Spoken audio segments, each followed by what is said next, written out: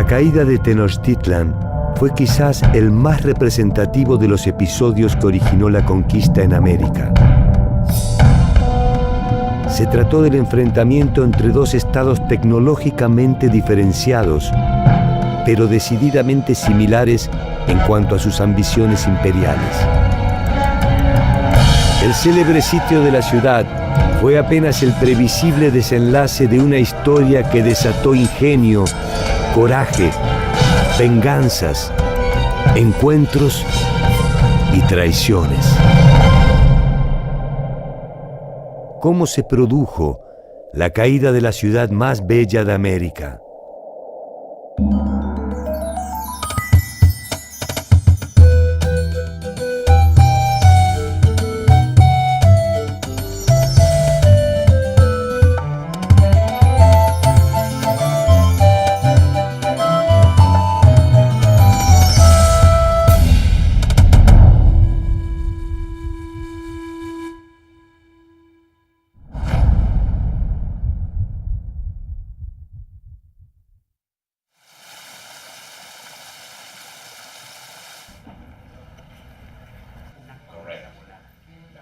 Los mexicas fueron conocidos históricamente como aztecas.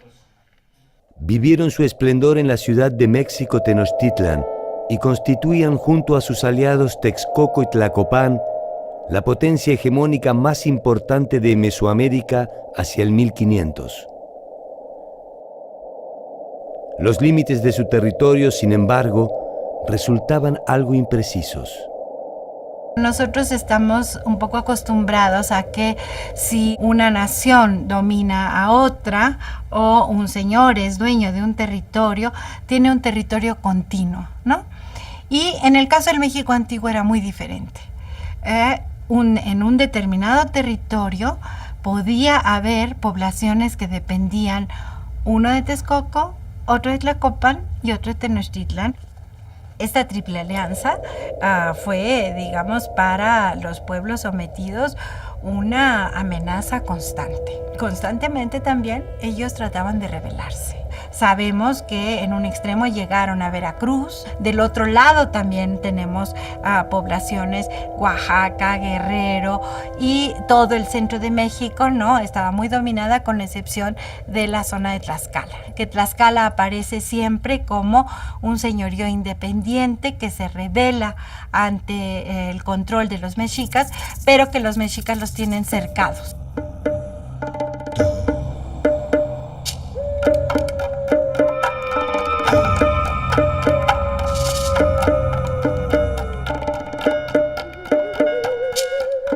El líder supremo de los aztecas se conocía bajo la denominación de Hueytlatoani, y no había evento, por pequeño que fuera, que le pudiera ser desconocido dentro de los siempre imprecisos límites de su territorio.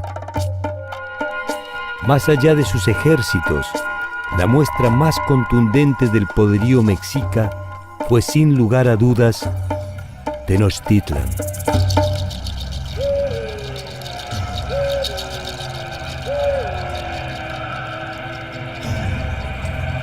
La ciudad fue totalmente destruida. El lago que la circundaba desapareció bajo la impronta del invasor. Sobreviven sus habitantes, pero refundados en siglos de nuevas influencias. Imaginarla bajo la actual Ciudad de México exige un ejercicio que en principio convoca a pensarla en silencio.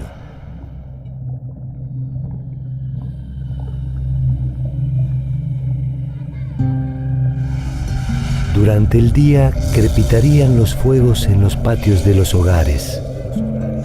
El olor del humo se escurriría entre sus calles y canales. Los pájaros se presentarían alertas en los alrededores de chinampas y sembradíos. Decenas de miles de canoas saludarían el inicio del día para concentrarse poco a poco en la zona del mercado. Los remos golpearían las aguas. las aguas se sacudirían contra los puentes y los diques que delimitaban cada una de las parcelas. El mercado de Tlatelolco se erizaría de demandas y ofertas en su maroma de intercambios. Hacia el atardecer, el sonido de los tambores de Quetzalcóatl anunciaba el final del día. Las canoas se replegaban a sus casas y el silencio se apoderaba de la ciudad, dejándola a merced del oleaje aquietado. Entonces, cuando el pueblo descansa, el centro ceremonial libera a los hijos dilectos de la nobleza que salen de las escuelas y caminan por entre los templos hacia sus palacios. Sus flautas suavizan la noche y liberan canciones y poesías. De la ciudad de Tenochtitlan sabemos que era un centro urbano que estaba asentado en una isla. No vivían los campesinos en la ciudad de Tenochtitlan, sino vivían los funcionarios principalmente, la nobleza. Entonces era un centro urbano con sus calles bien delimitadas, su alumbrado y la prohibición de circular en las noches. El centro ceremonial era el corazón de la ciudad. Allí, los palacios albergaban a los personajes más destacados, que como tales poseían ciertos privilegios. La nobleza tenía toda esta serie de privilegios de poder circular por todos los espacios sin grandes limitaciones, pero el pueblo común sí tenía estas restricciones. La noche era una de esas restricciones. La prohibición de circular era atentamente vigilada y perseguía el mantenimiento de un orden social estricto. Sabemos que había todo un código de justicia y de castigos para aquellos que entraban a las casas a robar. Tenochtitlan era la capital del orden cósmico, arquitectónico, productivo y social. Las leyes establecían rigurosamente premios y castigos, y como en toda sociedad compleja, las normas no son otra cosa que una expresión del deseo. Se ha dicho que en el México prehispánico había las prostitutas. Realmente no es un término correcto. Estas mujeres en el México prehispánico tenían una función social. No eran mal vistas, eran las entrenadoras, eran las que iban a educar a los jóvenes y les iban a enseñar todas estas artes, ¿no? Entonces, no tienen esa carga negativa que nosotros en muchas partes de la sociedad se les da.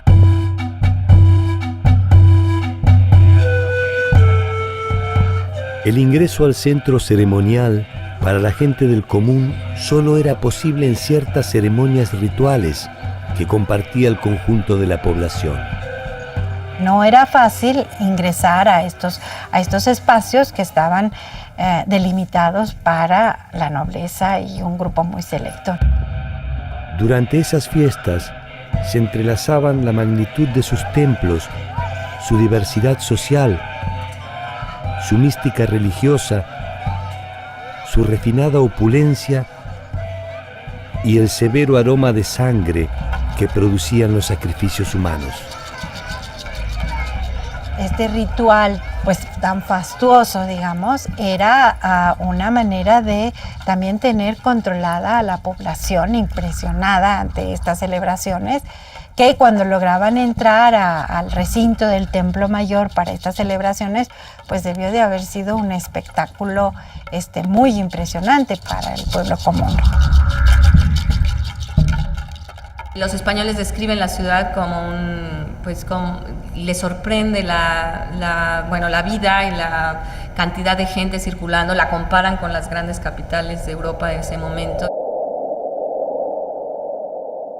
Era una ciudad en toda la extensión de la palabra, ¿no? Ya hablamos de que tenía sus mercados, tenía sus barrios, tenía dentro de los barrios sus templos, las casas habitación de las personas. Y uno se pregunta, bueno, si estaban en una isla, ¿cómo se abastecían de la serie de productos? Sabemos que había un verdadero movimiento de canoas. Varias de estas canoas transportaban productos que se vendían, como por ejemplo el agua.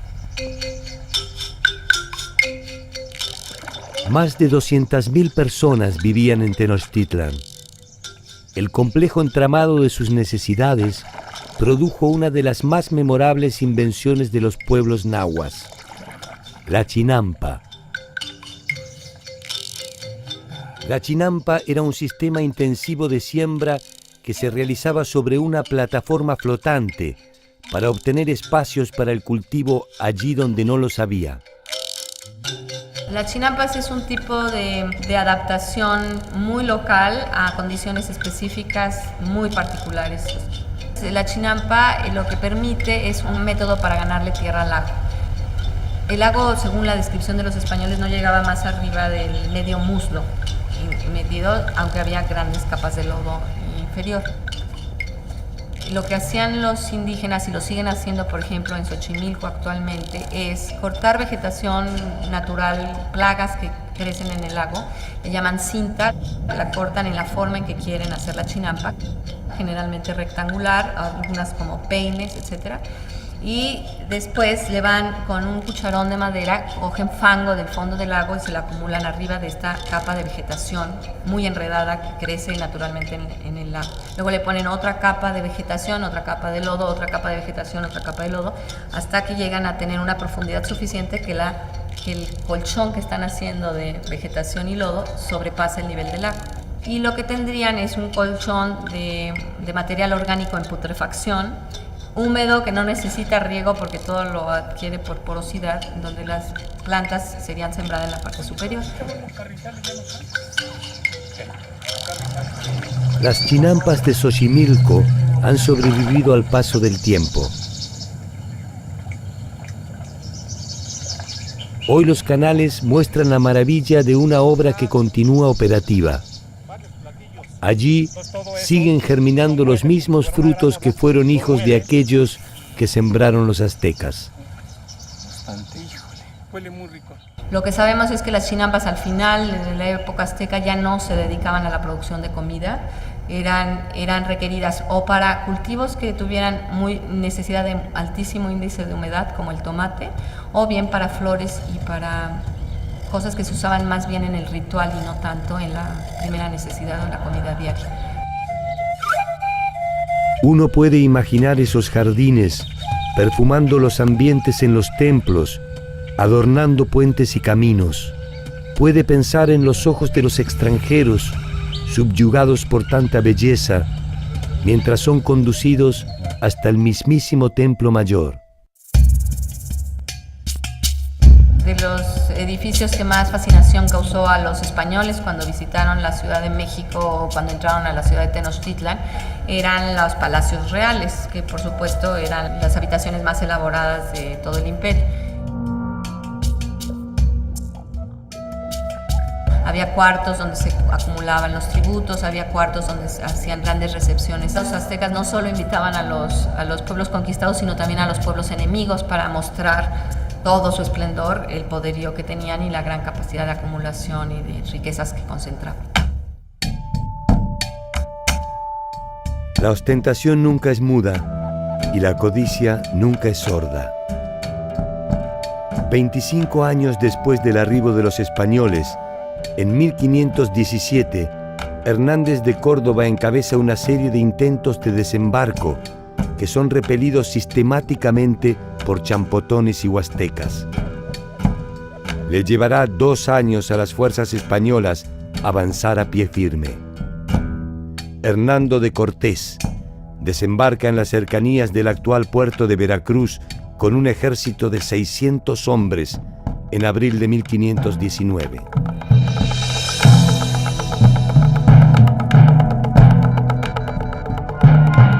El Huey Tlatoani de Tenochtitlan es un personaje legendario, Moctezuma Xoyocotzin, o simplemente Moctezuma II. Moctezuma II es un personaje muy singular por varias cosas. Las fuentes nos dicen que él era un personaje muy religioso, que inclusive una gran parte de sus días, de su vida cotidiana, la pasaba en los recintos ceremoniales. Que además de ser un gran guerrero, esta religiosidad va a caracterizar mucho a Moctezuma II.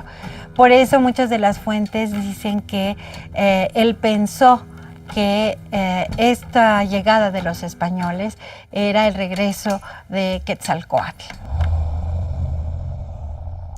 El culto a Quetzalcóatl, la serpiente emplumada, es uno de los más antiguos de Mesoamérica. Quetzalcóatl es en ocasiones un dios, en otras un héroe y a la vez un hombre. El gran complejo de mitos de Quetzalcóatl se teje en el posclásico tardío. Estamos hablando de los últimos 200 años antes de que lleguen los europeos. Son los mexicas los que crean y bordan todo este complejo mito de Quetzalcóatl. Para ello se apoyan en una leyenda que se atribuye a los toltecas. Los toltecas desarrollaron su cultura en torno a la ciudad de Tula. Quetzalcóatl, uno de sus gobernantes, condujo la ciudad con sabiduría y rectitud. Suprimió los sacrificios humanos, despertando el recelo de sus enemigos. Uno de ellos, Tezcatlipoca, convenció a la hija de Quetzalcóatl para que lo emborrache y lo seduzca. Quetzalcóatl tiene relaciones con su hija y al despertar, lleno de vergüenza por su falta, abandona Tula y se marcha hacia el este montado en una balsa de serpientes. Los conquistadores regresan por el mar, por el este, y los indígenas tienen una primera duda acerca si no es Quetzalcóatl regresando para ver lo que ha pasado. La hipótesis del regreso de Quetzalcóatl es uno de los tantos enigmas que tuvo que descifrar Moctezuma ante la presencia española en la costa del Golfo. Moctezuma es uno de los personajes más controvertidos y complejos de la historia de los mexicas. Cada uno de sus actos, al menos los memorables, adquiere una relevancia tal que puede ser presa fácil de los intérpretes de los hechos consumados. Convivieron en él, con suerte variable, el sabio, el estratega, el místico, el guerrero y trágicamente el hombre. Este último fue quien debió tomar las decisiones más trascendentes. La primera de ellas, determinar quiénes eran los llegados del mar. Eran unos hombres o unos seres de cuya existencia no habían tenido ninguna noticia previa, que venían en unos barcos o ellos los llamaban casas en el agua, que ellos desconocían completamente y que de alguna manera no tenían un lugar dentro del esquema del mundo que los pudiera explicar. Moctezuma y en general los gobernantes del imperio Culhua Mexica parecen haber debatido estas diferentes opciones. Y cuando tuvieron noticias de la llegada de Cortés a las costas de Veracruz, decidieron enviar una embajada para recibir a estos recién llegados y para tratar, sobre todo, yo creo que el principal objetivo de la embajada era averiguar cuál era la naturaleza de los recién llegados. Esta embajada de incertidumbre desembocó trágicamente en la certeza española. Hernán Cortés sabía ahora que Tenochtitlan era tan poderosa como lo había imaginado y tan rica como lo podía llegar a imaginar. Los embajadores llevaban equipo o iban equipados para resolver este dilema. Por un lado, llevaban una serie de regalos que eran trajes de diferentes dioses.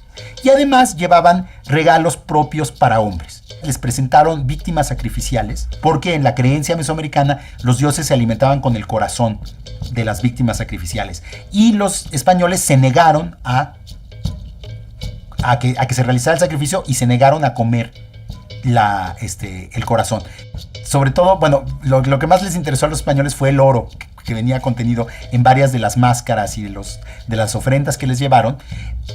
Recibieron todos los regalos, pero no los recibieron de una manera que fuera comprensible para los mexicas dentro del esquema que ellos habían construido para explicar a los españoles. No eran ni tan hombres ni tan dioses. La embajada solo produce más confusión a Moctezuma y a la nobleza mexica. Lo que sucedió es que la élite gobernante mexica se dividió. Al Moctezuma y la gente cercana a él pensaban que los españoles eran probablemente dioses, o si no, seres muy poderosos, hombres muy poderosos que podían destruir a los mexicas. Y por lo tanto lo que buscaron fue una estrategia de negociar con ellos y de procurar evitar una confrontación directa con los españoles. Mientras que desde un principio hubo otros sectores de la élite mexica que consideraron que eran hombres y que por lo tanto podrían ser vencidos militarmente por los mexicas, que después de todo eran la mayor potencia militar. ¿Fue Moctezuma apenas un traidor a su pueblo? ¿Fue acaso un repentino cobarde? ¿Previó quizás el final fatal e irreversible que se avecinaba e intentó un camino menos obvio que el de la simple violencia?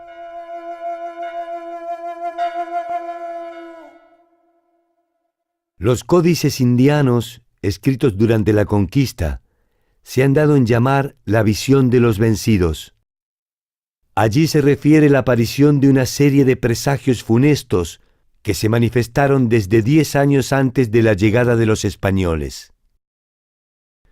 En ocasiones, los presagios sirven para anticipar lo que vendrá. En ocasiones, para intentar dar una respuesta a lo que está pasando. Si esto fue así, es probable que el mismo Moctezuma o sus augures hayan sido los creadores de los propios fantasmas que los devoraron.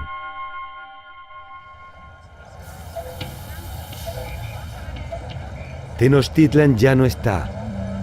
Entender las razones de su caída es volver a pensar los hechos intentando poner en duda algunas verdades absolutas.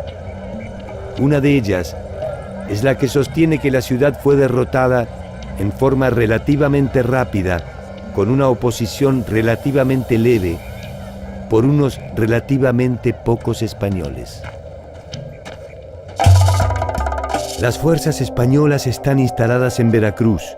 433 kilómetros los separan de los dilemas de Moctezuma. Tenochtitlan se rendirá 2 años y 4 meses después.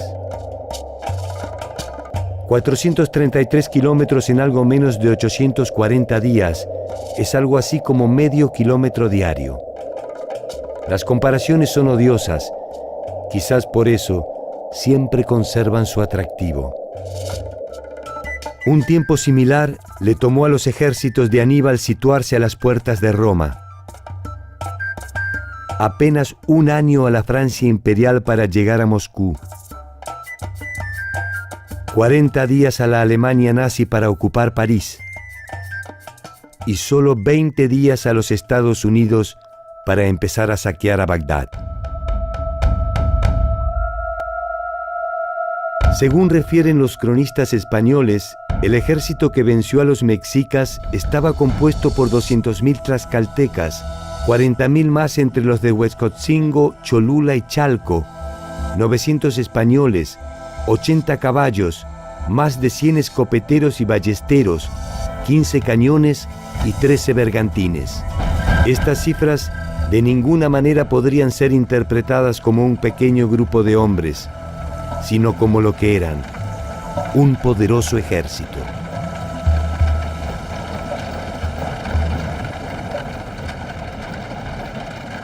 Champotones, huexcotzingos y totonacas vivían sojuzgados por el poder de los mexicas. La llegada de los españoles se les presenta como una oportunidad para liberarse de Moctezuma y las cargas del tributo azteca. Cortés supo que ahí tenía una oportunidad político-militar clave, que era jugar entre las rivalidades que podían existir entre los diferentes grupos indígenas que había en Mesoamérica. La decisión tampoco resulta fácil para los pueblos sometidos. Pese al evidente poder de los españoles, someter a Moctezuma exigirá algo más que un conjunto de pueblos enojados. Una de las primeras decisiones que toma Cortés, asesorado por los Zempoaltecas, es dirigirse primero a Tlaxcala, porque le informan que los tlaxcaltecas son los principales enemigos de los mexicas y que con ellos puede establecer una alianza. Tlaxcala era una alianza de 4 señoríos, de 4 ciudades independientes que habían formado una confederación y que habían mantenido a lo largo de más de 100 años una guerra constante contra los mexicas y que nunca habían sido conquistados por los mexicas.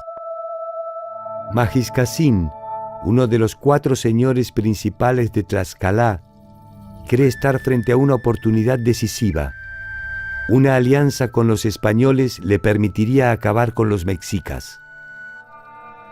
Xicotencatl el joven, el más aguerrido de los príncipes tlaxcaltecas, descree de la condición divina de los españoles y entiende que, como a cualquier invasor, solo le cabe sentir el peso de las armas.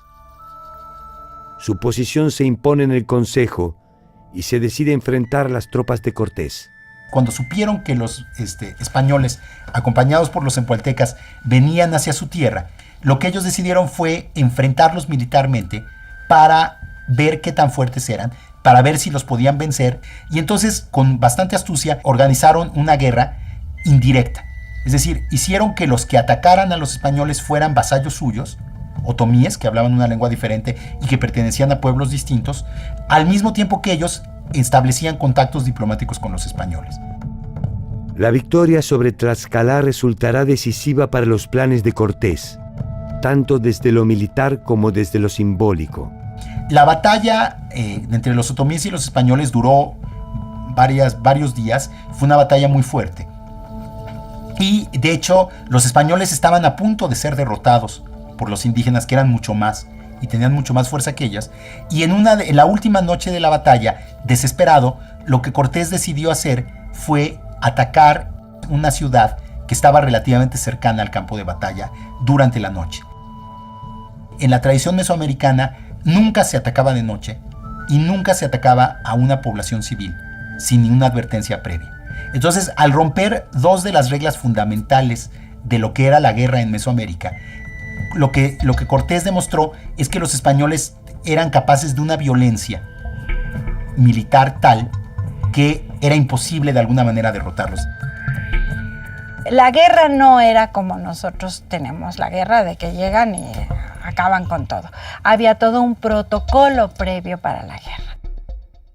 Cada mañana antes de iniciar un combate, una delegación tlaxcalteca se acercaba al cuartel general de los españoles para proveerles de alimento y bebida.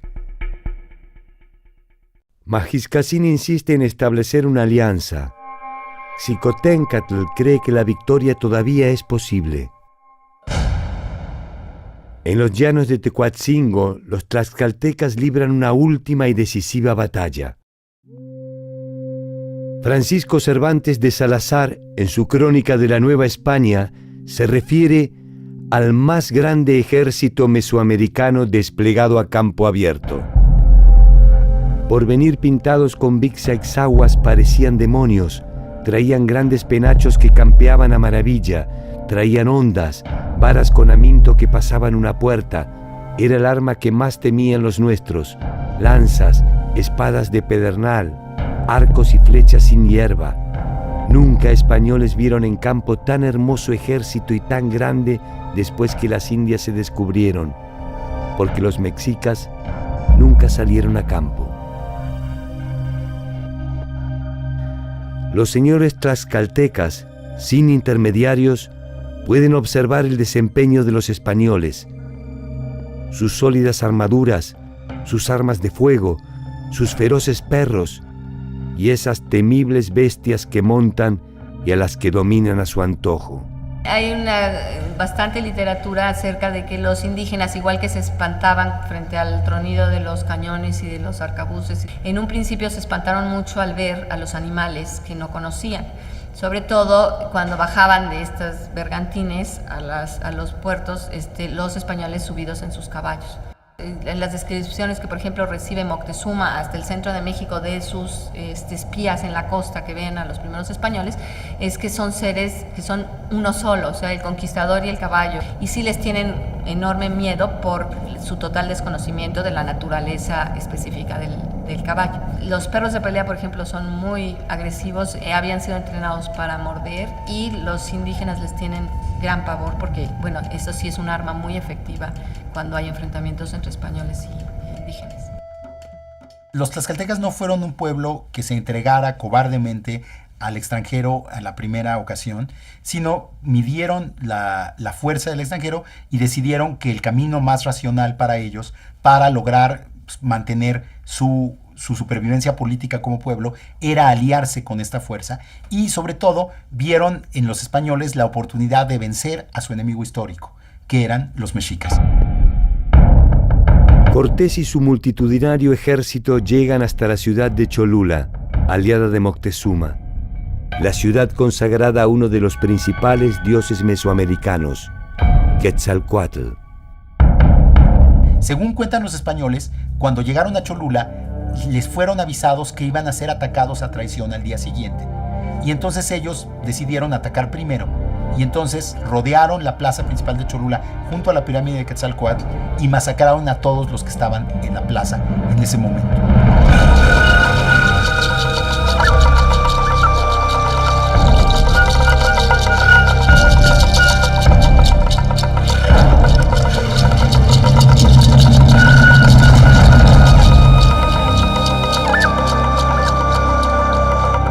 No sabemos cuántos fueron los muertos, deben haber sido centenares, inclusive millares de personas, pero el impacto psicológico de esta matanza en un santuario, en el principal santuario de Mesoamérica, fue brutal en toda la tierra.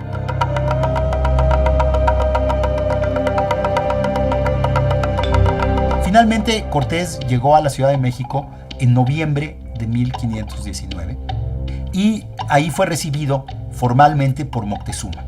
Las descripciones que tenemos del encuentro son ambiguas. Según las crónicas indígenas, Moctezuma recibió a Cortés como un visitante distinguido y lo invitó a pasar a su ciudad. En cambio, Cortés afirma claramente que Moctezuma se sometió formalmente a los españoles en el momento de recibirlos. No hay indicios claros de que Moctezuma y los mexicas se hayan sometido a los españoles de esa manera, porque realmente no tenían razón para hacerlo. Moctezuma debería afrontar en el encuentro la primera de las afrentas personales. Su bella ciudad, sus puentes inexpugnables, se abren para recibir no solo a los españoles. Los españoles entraron a la Ciudad de México y entraron acompañados de estos otros indígenas que eran sus aliados, los cempaltecas y los tlaxcaltecas, lo cual, desde luego, para los mexicas fue una humillación terrible, porque era recibir en su propia ciudad a sus peores enemigos, los tlaxcaltecas, ¿no? Alojado con honores en el centro ceremonial de Tenochtitlan, Moctezuma no tardaría en recibir una segunda afrenta. Cortés lo confina como rehén en su propio palacio como garantía de su seguridad. Moctezuma acepta la decisión y de allí en más será un huésped de honor en su propia casa. Las razones son todavía un enigma inexplicable.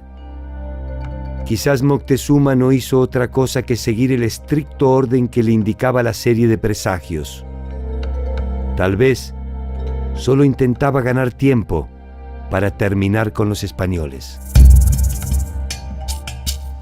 Al tomar prisionero a Moctezuma, Cortés alteró de una manera que él no podía entender la relación de poder dentro de la élite mexica, porque paradójicamente debilitó al partido de Moctezuma, que era aquellos que querían la paz. Pero entonces hay que pensar en el papel que jugaba el Huetlatoani. Era un ser sagrado para el pueblo. Nadie podía tocar al Tlatoani. Inclusive no le podían ver directamente. había un descontrol de los indígenas de ver que Cortés lo tocaba y lo abrazaba y lo jaloneaba. Digo, ¿qué era eso, no? Entonces, realmente yo creo que el papel de Moctezuma fue muy difícil, ¿no? Fue un momento realmente pues dramático para él, ¿no? Y para toda la nobleza indígena. Lo que se creó fue una situación de parálisis o un impas político-militar entre los españoles y los mexicas. Por un lado, los españoles estaban en la Ciudad de México y ellos creían que habían logrado el sometimiento de los mexicas. Por el otro lado, los mexicas habían tenido que recibir a los españoles y estaban esperando la ocasión para ver cómo podían librarse de ellos. La casualidad ofrece a veces oportunidades que ni siquiera el deseo puede imaginar. Los mexicas desean que Cortés abandone la ciudad y Cortés debe viajar de urgencia a Veracruz para resolver problemas de competencia con sus superiores. Uno de sus capitanes, Pedro de Alvarado, queda al mando durante su ausencia. Es la oportunidad de recuperar la ciudad. En mayo se iba a realizar una gran fiesta religiosa en honor a Tezcatlipoca y a Huitzilopochtli. Y entonces los mexicas decidieron hacer en esta fiesta una gran demostración de la fuerza de los mexicas, no en términos militares, pero en términos pues simbólicos, ¿no? Reunir a todos los jóvenes de la ciudad y demostrar el gran número que eran y su lealtad a sus dioses. Los tambores suenan en la cima de los templos. Los jóvenes ataviados inician sus cantos en honor a Huitzilopochtli y Texcalipoca. Alvarado, que había autorizado la celebración, comienza a temer que la fiesta no sea más que una excusa para atacarlos y se adelanta. Ataca la Plaza Mayor y produce una nueva matanza. El impacto fue brutal, ¿no? Porque fue un ataque otra vez contra una población desarmada. Y fue un ataque pues que realmente debilitó seriamente a los mexicas porque mató a los jóvenes guerreros. Los mexicas en esa misma noche iniciaron un ataque contra los españoles y los siguientes 20-30 días mantuvieron sitiados a los españoles en el palacio en una guerra constante. Pero al parecer Moctezuma salió a tratar de apaciguar al pueblo mexica.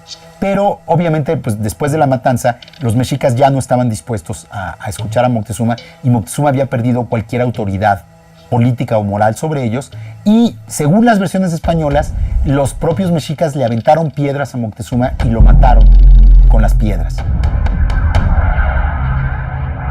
Otras versiones afirman que fueron los mismos españoles los que ultimaron al güey Tlatoani.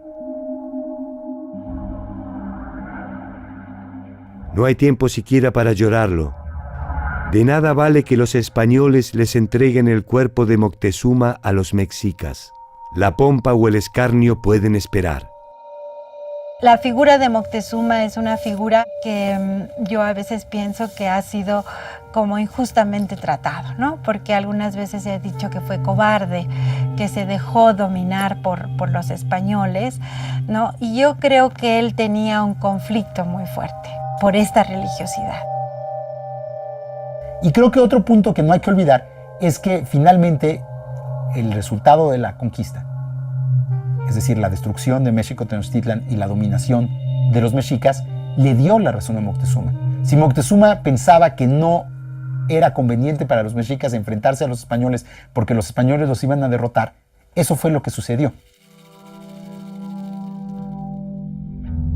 La hipótesis más sencilla es encerrar en un solo hombre la culpa de todo un pueblo.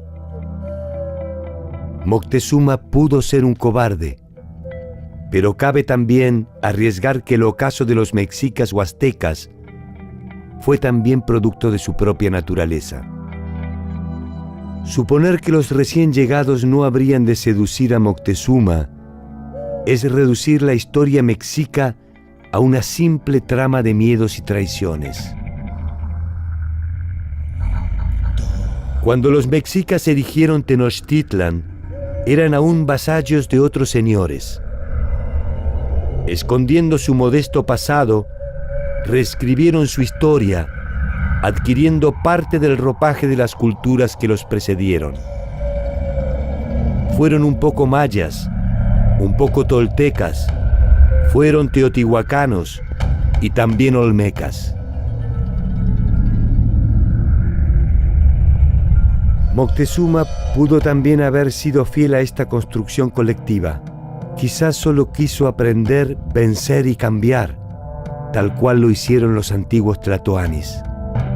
No sabremos jamás si solo esperaba reescribir su propio tiempo. Más allá del día final, su cuerpo vuela lleno de dudas hacia las profundidades del inframundo. Mientras su pueblo recupera la memoria histórica, se despoja de su vano oropel y se entrega a la muerte heroica.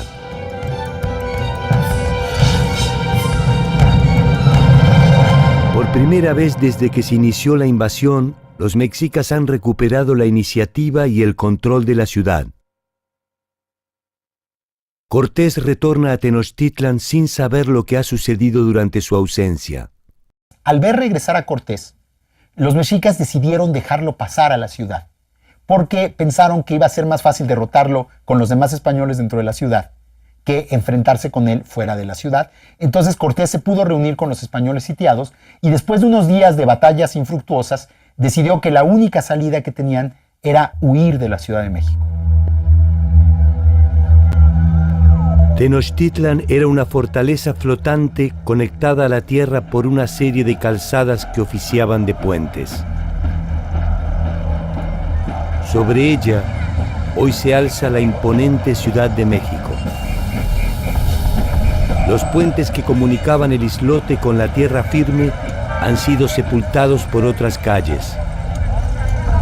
Una de ellas es la actual calle de Tacuba, la ruta elegida por Cortés para huir de la ciudad.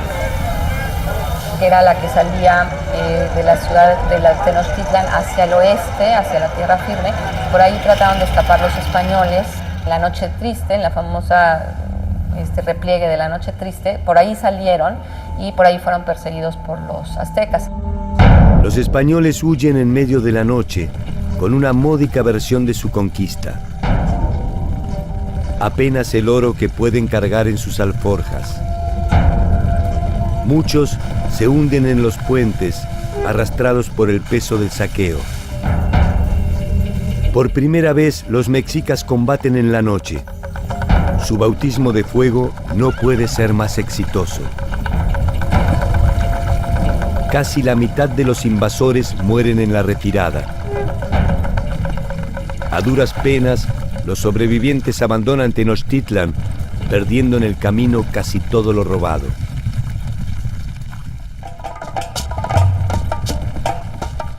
Es el primer triunfo de los mexicas y la primera derrota de los españoles.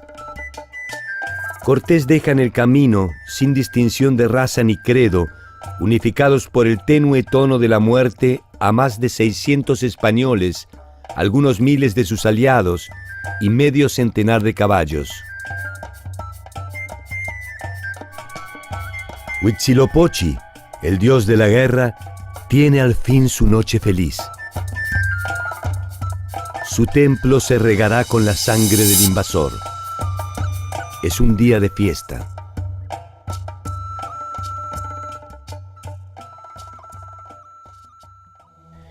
Tlaxcaltecas y españoles, hostigados por los mexicas, se repliegan hasta Tlaxcalá, el único sitio que puede ofrecerles algo de seguridad ante el inicio del contraataque.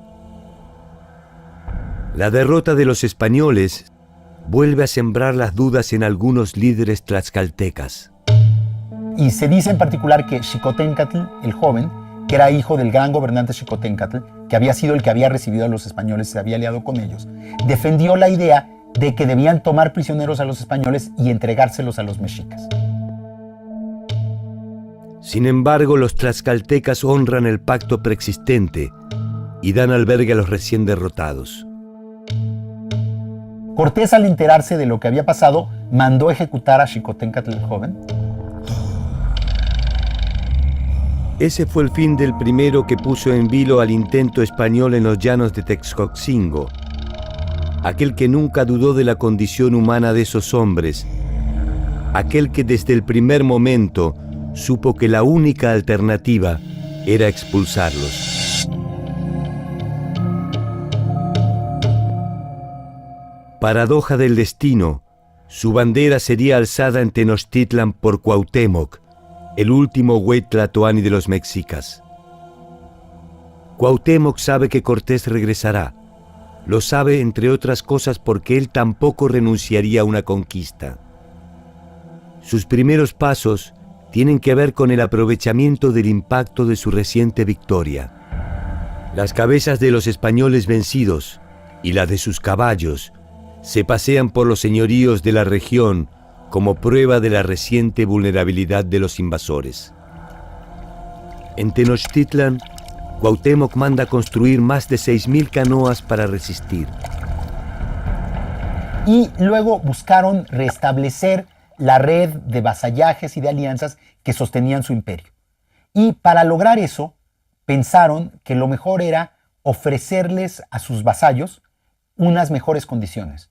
O sea, digamos que buscaron volverse a ganar la lealtad de los vasallos ofreciéndoles una reducción en tributos y unos mejores términos de gobierno, digamos. Esto, paradójicamente, lo que hizo, en vez de fortalecerlos, fue debilitarlos. Al negociar nuevos términos con sus vasallos, lo que demostraron fue una debilidad que terminó por afectarlos. En Tlaxcala, en tanto, se prepara una nueva incursión definitiva a Tenochtitlan. Cortés se propone un ataque masivo y utiliza el tiempo disponible para prepararse. 10 meses después, estará de regreso con 13 bergantines y más de 200,000 hombres fuertemente pertrechados para iniciar el sitio.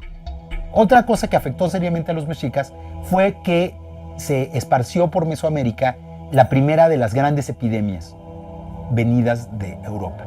La viruela era desconocida en Mesoamérica y los indígenas no poseían defensa contra el virus.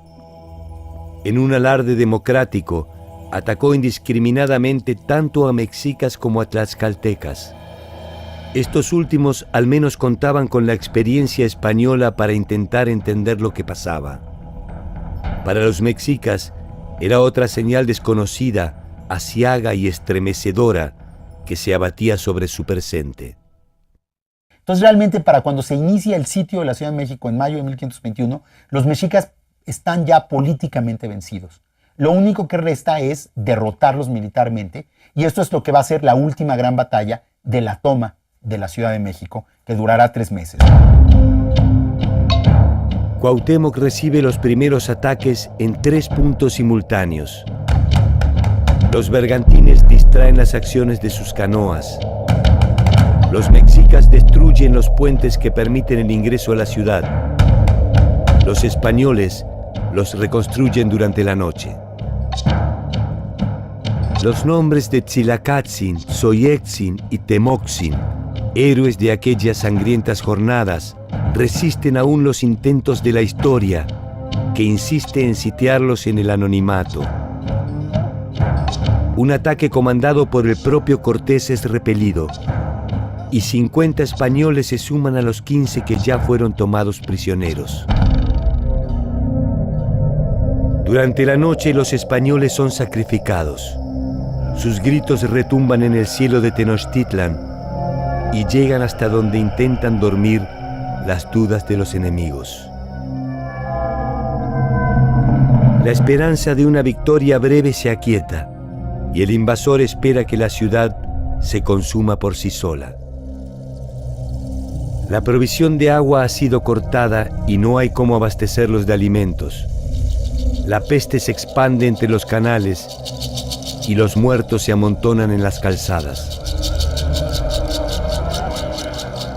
En uno de los tantos ataques, Cuauhtémoc es sorprendido a bordo de una canoa y finalmente es atrapado. La resistencia cesa y los españoles y tlaxcaltecas disponen el saqueo de la ciudad. En el día final, la ciudad era un depósito de cientos de miles de cadáveres.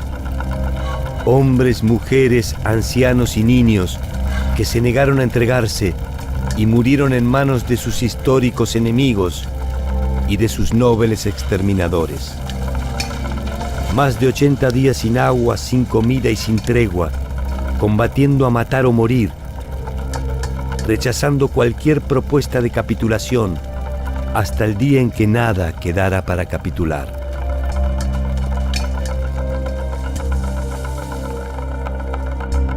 En 1525, 4 años después de la derrota, luego de torturas e intentos de manipulación, Cuauhtémoc es ejecutado. Con él se va el secreto del tesoro que perdieron los españoles en su huida. Ya no habrá más Hueytlatoani, ni habrá más Tenochtitlan.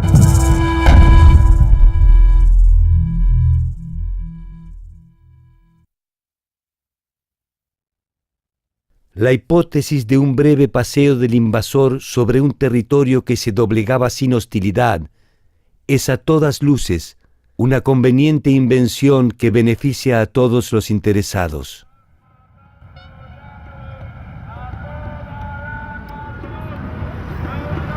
Por detrás de la espada, los cronistas terminaron su tarea reduciendo los hechos a una breve historia de corajes, intrigas, traiciones y daños colaterales.